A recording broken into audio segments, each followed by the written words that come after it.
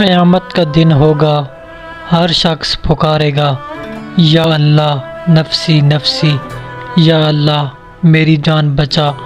اچانک ایک آواز آئے گی، یا رب امتی یا رب امتی، یا اللہ میری امت میری امت، اور وہ ہستی جناب رسول اللہ صلی اللہ علیہ وآلہ وسلم ہوں گے۔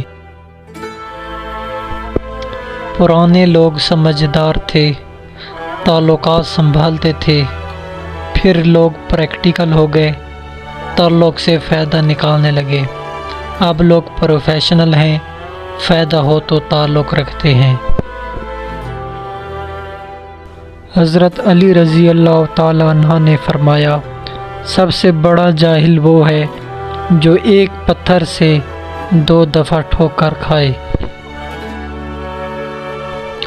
زندگی سے اتنا پیار نہ کرو، یہ کسی سے وفا نہیں کرتی۔ موت کو کبھی مت بھولو، یہ کسی کو دھوکہ نہیں دیتی۔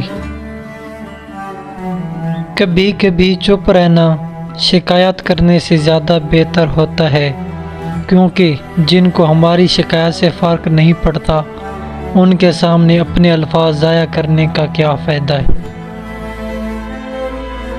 حضرت علی رضی اللہ تعالی عنہ نے فرمایا، عقل مند وہ ہے جو اپنی زبان کو غیبت سے بچائے، اور مومن وہ جس کا دل شک سے پاک ہو۔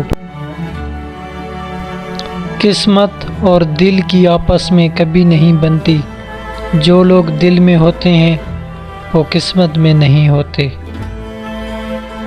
حضرت علی رضی اللہ تعالیٰ عنہ نے فرمایا، جو تمہاری قدر نہیں کرتا تم اس کی اور بھی زیادہ قدر کرو، کیونکہ زندگی کسی بھی موڑ پر اسے تمہاری قدر کا احساس ضرور ہوگا۔